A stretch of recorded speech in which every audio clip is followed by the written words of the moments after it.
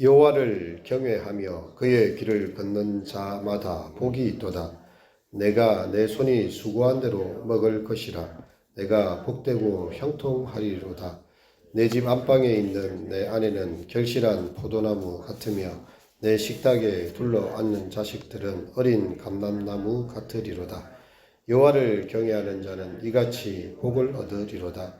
여호와께서 시온에서 내게 복을 주실지어다. 너는 평생에 예루살렘의 번영을 보며 내 자식의 자식을 볼지어다. 이스라엘에게 평강이 있을지로다. 아멘. 새벽에 나오신 우리 성도님들에게 주님 은총이 함께 하시기를 바랍니다. 우리가 성도라는 이름을 씁니다. 구별된 사람, 구별된 무리라는 그런 것이죠. 세상과 구별되었다는 것이고요. 에클레시아, 교회라는 말도 이렇게 선택된 사람들, 밖으로 불러낸 사람들, 구별된 사람들이라는 뜻이죠. 이 성도가 가지는 고민이 있다면 세상과 나는 어떻게 구별되고 있는가라는 것일 겁니다. 이 세상 풍속을 쫓고 세상 사람들과 같이 산다면요. 성도라는 것은 살았다는 이름은 있으나 죽은 이름이 되겠지요. 성도들은 교회를 중히 여깁니다. 신앙의 공동체를 중심하여서 예배에 빠짐없이 참여하고 반듯하게 살려고 이렇게 노력을 합니다. 하지만 우리는 예배당에서의 시간보다 회사에서나 가정에서나 우리의 일상의 시간을 더 많이 보내고 있는데요. 그곳에는 끊임없는 세상적인 가치들이 우리를 이렇게 유혹합니다. 우리에게 압력을 가하고요. 그 속에서 내가 이렇게 세상을 본받지 않고 하나님의 선하시고 기뻐하신 뜻이 무엇인지 분별하면서 살아가는 것이 좀 결코 쉽지 않다는 것을 생각하게 됩니다. 과연 신앙인으로 산다는 것은 어떤 것인가 이런 고민이 있게 되는 거죠. 성경 말씀에 토시 하나 빠짐없이 고지 그대로 따르면 되는 것인가. 우리가 성경의 다른 부분을 다 빼더라도 십계명만 가지고 우리의 삶에 하나하나 대조를 해보면요. 하나님을 섬김에 있어서 우상처럼 섬기는 기복신앙에 빠진 적이 없습니까? 정화수 떠놓고 우리 아들 좋은 대학 가고 좋은 데 취직하고 좋은 데 장가가고 그 할머니들이 이렇게 정화수 떠놓고 새벽에 우리 조상들이 기도했던 것처럼 그냥 그것을 하나님으로 바꿔놓고 내 원하는 대로 이루어주는 우상으로 섬긴 적이 없습니까? 우리는 진정 이웃의 것을 탐낸 적이 한 번도 없습니까? 저 사람은 좋은 집에 사네, 좋은 차를 타고 다니네, 좋은 직장을 가지고 있고. 내 이웃의 것을 탐을 내지 말고 탐을. 이게 외적으로 드러난 행동이 아니고 마음에 대한 것인데요. 우리는 그렇게 정말 살아갑니까? 혹은 산상수훈에 예수님 말씀하신 대로 원수가 왼쪽 밤을 칩니다. 나를 모욕하고 이렇게 고난을 준다는 거죠. 근데 오른쪽 밤을 돌려댑니까? 내 뺨을 때리라고 이렇게. 오리를 가자고 막 이렇게 이야기하는 심리를 더 가지고 있습니까? 우리는 원수는커녕 우리 집안 식구도 제대로 책임 있게 감당하지 못하고 그들의 사랑하지 못하는 것도 보고 있습니다. 과연 그리스도의 제자가 되고 예수님 따른다는 게 도대체 뭔가 우리가 말씀을 펴놓고 참 보고 있으면 우리의 연약함만 더 볼 뿐입니다. 이렇게 나의 입술은 주님 닮은 듯 하지만 그 모습은 어떻게 보면 세상 사람들보다 못할 수도 있다. 세리와 죄인들도 이렇게 자기 친구들은 사랑하고 자기를 사랑한 자 사랑하잖아요. 근데 이 성도라고 하면서도 자기를 사랑하는 자도 제대로 사랑하지 못한 자들이 너무 많습니다. 원수는커녕 자기하고 가장 가까이 있는 사람들조차도 사랑하지 못할 때가 많이 있다는 거죠. 여러분, 우리는 참 혼란스러워 할 때가 있습니다. 어디로 가야 될까? 무엇이 옳고 그른가? 나는 과연 참된 길을 걸을 자격이 있는가? 이 자신을 끊임없이 성찰하게 되는 거죠. 근데 오늘의 말씀은요, 우리에게 그 길이 있다라고 이야기합니다. 복 있는 자의 길이 있다. 복이 있도다라고 이야기합니다. 그 길은 1절의 말씀 읽어보겠습니다. 시작. 여호와를 경외하며 그의 길을 걷는 자마다 복이 있도다. 이건 복이 있는 길이에요. 그 길이 어떤 길인지 분명히 이야기합니다. 여호와를 경외하며 그 도에 행하는 자. 그 길이 분명하게 또렷하게 나 있고 우리가 그 길을 걷기만 하면 된다는 거죠. 우리 하나님의 말씀을 제껴놓고 주님의 길이 어디에 있습니까? 이렇게 물을 필요가 없다는 거죠. 그럼 왜 성경 66권을 우리에게 주었겠습니까? 하나님의 우리를 향한 뜻이 저 바다에 멀리 있는 것도 아니고 저 세상 끝에 있는 것도 아니고요. 너와 가까이 있다고 이렇게 신명기에 말씀하고 있죠. 근데 우리가 이 길을 걸어가면서도 혼란스러워하고 안개 속을 걷는 것처럼 이렇게 확신하지 못하고 있다는 것은요. 우리가 이 말씀과 멀어져 있기 때문에 그런 것이 아닌가. 사실 교회에서나 우리가 하나님의 뜻에 대해서 분명하게 이야기하지만 세상 사람들은 그런 거 없습니다. 자기가 생각하는데 자기 이익에 맞으면 그게 옳은 거예요. 다른 사람이나 절대적 기준이 사라진 시대입니다. 그래서 이 비규정성의 고통이라고 이야기하죠. 예전의 시대에는 가치관인 게 뚜렷했어요. 요즘 시대에는 그런 게 없습니다. 한마디로 말하면 돈만 잘 벌면 장땡입니다. 예. 기성전 돈이라고 이렇게 이야기하는 게요. 요즘 사람들이 하는 이야기가 다 그렇습니다. 그래서 자기가 돈을 벌고 많은 걸 가질 수만 있다면 모든 걸 다 정당화시키는 그런 시대가 되어 버리고 있는 거죠. 비행기를 타고 있는 사람은요, 너무 높이 올라가면 높은 상공에서 자기가 하늘을 이고 살고 있는지 땅을 이고 비행을 하는지 분별이 안 될 때가 있다고 합니다. 어디로 가는지 잘 모를 것 같고 막 혼란스러운 상황이 있다고 해요. 근데 그것을 분명하게 보게 해주는 게 있는데요. 무엇일까요? 비행기의 계기판을 보는 거죠. 내가 지금 동서남북이 어디 방향이 있고 내가 위로 서 있는지 거꾸로 서 있는지를 보게 하는 것이 있습니다. 이게 바로 우리의 말씀이고요. 그것이 하나님의 그 계명들이 되는 것이죠. 그래서 여호와를 경외하며 그 길을 걷는 자는 복이 있다는 말로 오늘 말씀이 시작되고 있습니다. 여호와를 경외하는 도는 신명기 10장 12절에 이렇게 명확하게 이야기하고 있는데요. 이스라엘아, 내 하나님 여호와가 내게서 요구하는 것이 무엇이냐? 하나님께서 우리에게 요구하는 게 무엇이냐? 곧 하나님을 경외하며 그의 모든 도를 행하고 그를 사랑하며 마음을 다하여 여호와를 섬기고 라고 이야기를 하고 있죠. 마음을 다하여 하나님 섬기는 것, 그를 경외하는 것. 그리고 요한계시록을 처음 시작하는 이 말씀에는요. 이 예언의 말씀을 읽는 자와 듣는 자들 그리고 지키는 자들이 복이 있나니 때가 가까움이라. 하나님의 말씀을 끊임없이 대하는 것 외에는 우리에게도 방법이 없습니다. 한번 생각해 보십시오. 하나님의 말씀을 주일날 일주일 예배 1시간을 듣는데 그것도 설교가 1시간 안 가지 않습니까? 한 30분, 40분입니다. 그것도 졸면서 들어요. 이런 사람이 어떻게 하나님의 뜻을 분별하고 있어요? 일주일 내내 성경 한 절 보지 않습니다. 주일날 와서도 겨우 그 40분의 말씀을 가지고 일주일 내내 그 시간을 어떻게 영적 싸움을 싸워 나간다는 것입니까? 이 말씀을 듣고요, 지키는 자가 복이 있습니다. 듣고 잊어버리는 사람은 아니죠. 예수님께서 우리 성경에도 비유가 나와 있지만 이 거울을 보는 것과 같다. 거울을 보고 아이고 내가 눈곱이 끼었네. 머리가 흩어졌네. 여기 뭐가 묻어있네. 라고 보는 것으로 만족하는 것은 자기를 속이는 거라는 거죠. 무엇을 하기 위한 것입니까? 자기를 고치기 위한 거죠. 이 말씀이 우리의 삶에 대해서 이렇게 변화를 주지 않는다면 여러분 그 성경을 보는 것이 무슨 소용입니까? 내가 성경을 읽었다는 자기 종교심의 만족입니까? 그렇지 않은 것입니다. 우리의 바쁜 일상과 복잡한 변화 속에서 정말 성령에 민감하기 위해서 우리 매일 하나님 말씀 앞에 그 거울 앞에 서야 되고요.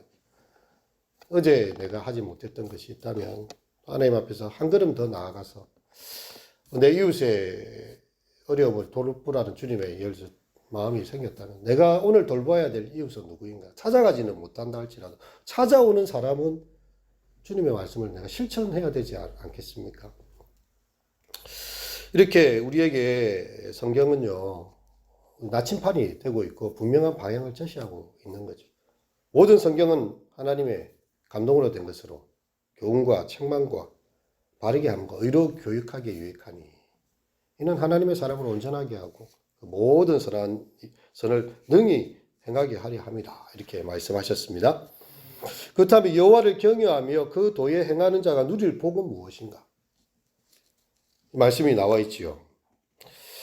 근데 우리가 세상에 보통 복이라고 이야기하면요, 일반적인 상황에서는 성공했는가, 입신양명했는가. 유교주의 사회가 우리 한국 사회에 굉장히 뿌리박고 있기 때문에 입신양명이죠. 자신을 세우고 세상 가운데서 이렇게 출세하는 것이 복이라고 생각을 합니다.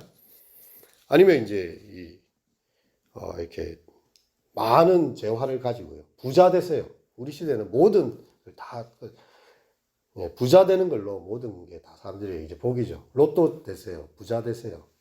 이게 바로 이 세상의 가치입니다. 어떤 사람은 감나무 밑에 누워서 그냥 감 떨어지기를 기다리는 것. 그래서 일확천금을 꿈꾸는 복권이라는 단어로 압축이 되어 있죠. 가만히 있는데 잘 한번 끌어가지고 수억이 당첨되는 거. 예, 아파트 청약이 로또다 뭐 이런 이야기. 이 사람들의 마음속에 복이라는 것은 그냥 아무 수고 없이 한 번에 그냥 그렇게 되는 것을 이야기할 때가 있습니다.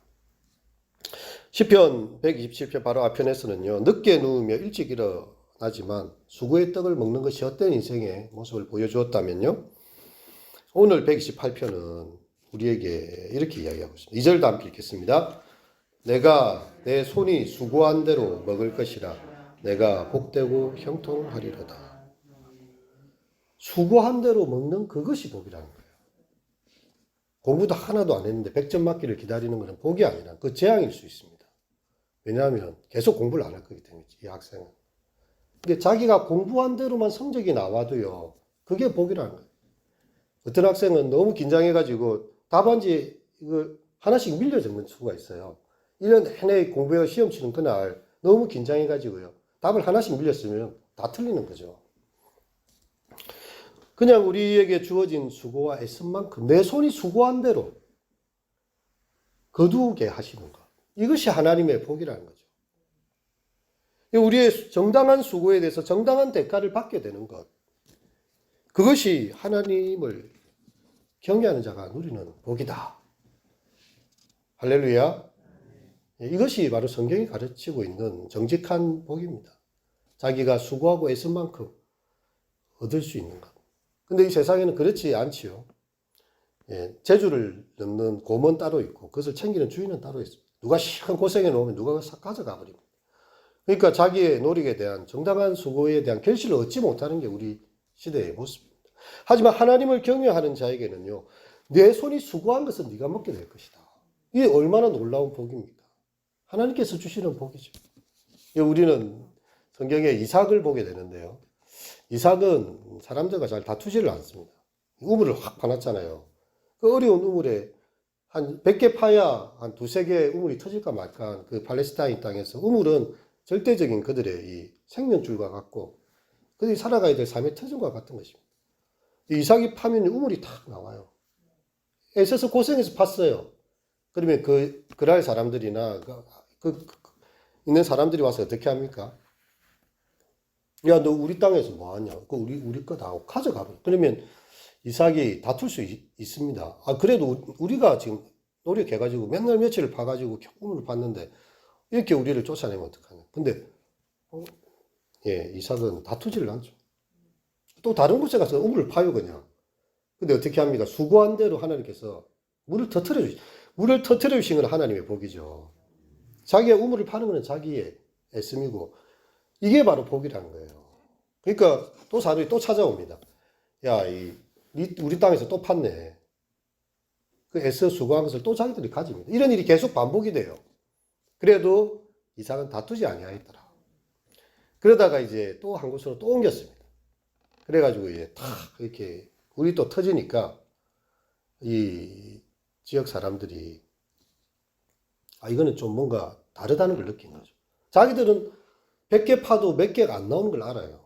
근데 이 사람은 가는 데마다 물이 터지는 거예요. 수고한 대로 다 받는 거예요. 하나님이 함께 하시고. 이거는 우리가 알지 못하는 신이 함께하는 사람이고 찾아와서 자기들이 떨면서 이야기를 하죠. 우리가 빼앗은 건 정말 미안하고 앞으로 당신이 파는 우물에 대해서 우리가 소유권을 주장하지 않겠다. 그래서 다시는 다투지 아니하였더라 해서 르호봇이라는 주께서 그 틀을 넓게 하셨다는 단어로 그 지역 이름이 생기게 됩니다. 이삭은 수고한 대로 하나님께서 다 주셨어요. 그것이 바로 그의 복이었고요. 하나님이 함께 하심이 나타나는 복이었습니다. 학생들이 자기가 공부한 만큼 다 성적이 나오지 않습니다. 우리 어른들이 장년들이 늦게 누우면 일찍 일어나지만 그 수고가 그만큼 자기한테 다 오지 않아요. 만약 그 수고대로만 다 했다면 이렇게 얼마나 이 복된 삶이 되겠습니까? 하나님께서는요, 그 사랑하는 자들에게 여호와를 길을 걷는 자에게 네가 수고한 만큼의 그 모든 것을 다 얻게 해주실 것이다. 그래서 너가 복되고 형통할 것이다. 그렇게 오늘 본문에 말씀을 해주고 있는 것입니다. 그 3절 말씀 읽어보겠습니다. 내 집 안방에 있는 내 아내는 결실한 포도나무 같으며 내 식탁에 둘러앉는 자식들은 어린 감람나무 같으리로다. 이 하나님께서 주시는 행복이지요. 가정에 주시는 관계를 통한 행복이 됩니다. 여러분, 우리 주님이 우리 가정에 주시는 행복이 이것이 행복입니다. 돈이 많아서 행복한 게 아니고 큰 권력을 가져서 대통령이 돼서 행복한 게 아니고요.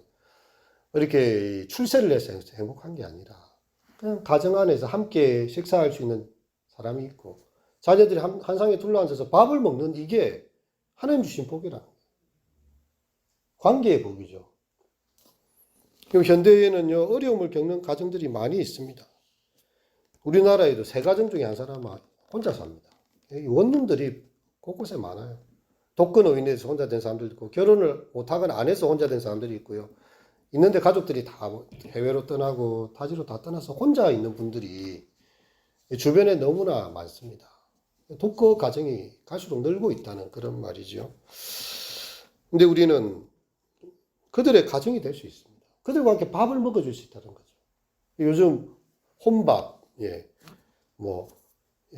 혼이라는 단어가 많이 들어요. 사람들이 혼자 밥 먹고 그러는 사람도 많아요.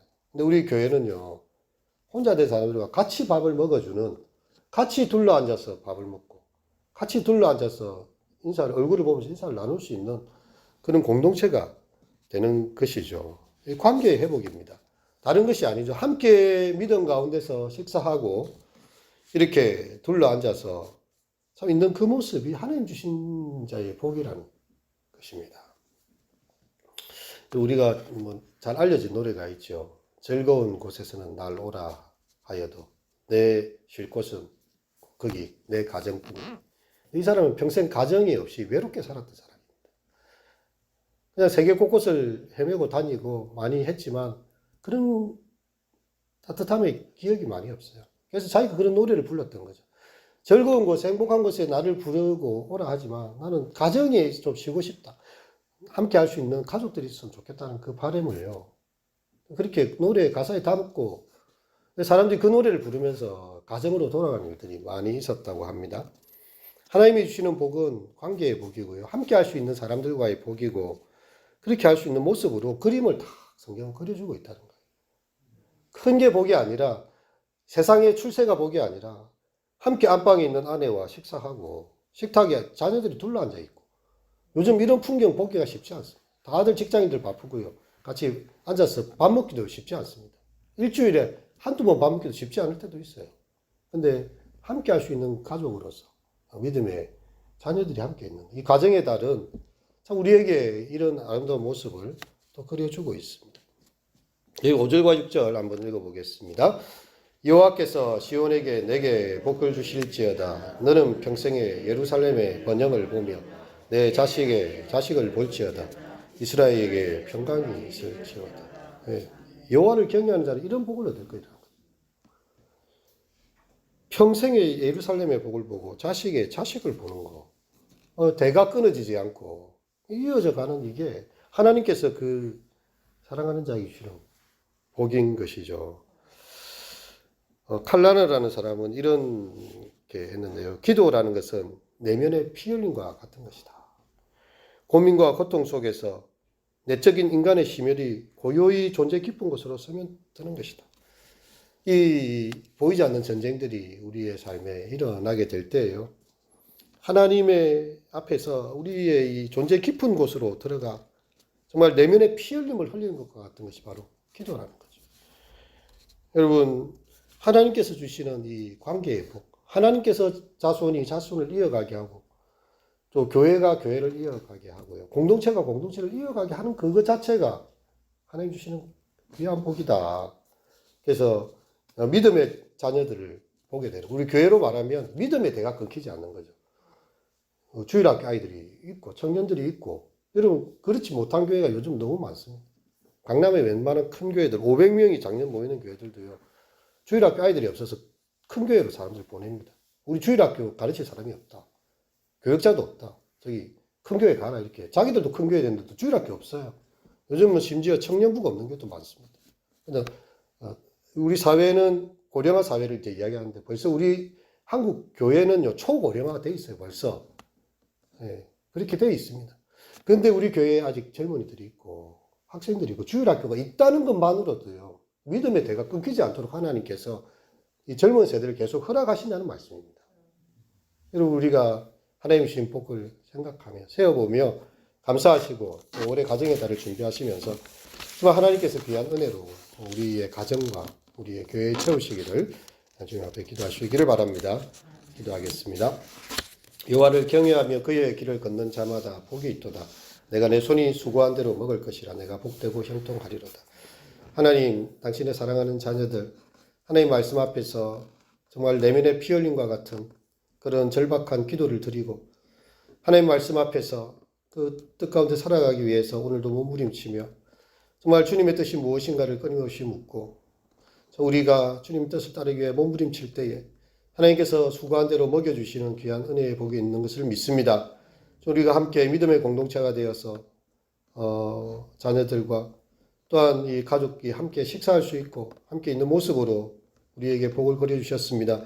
내 자식의 자식을 보고 믿음의 공동체가 이어져가는 신앙의 계보가 족보가 끊어지지 않고 이어져가는 것이 바로 하나님께서 우리에게 주시는 복이라 하였습니다. 주여, 정말 우리가 세상의 성취와 주여 출세와 세상의 많은 돈을 얻는 것이 복처럼 그려진 이 시대 가운데서 하나님이 주신 복을 누리고 공동체의 아름다운 그런 사랑을 느끼는 우리의 가정, 우리의 교회가 되게 하여 주시옵소서. 예수님의 이름으로 기도합니다.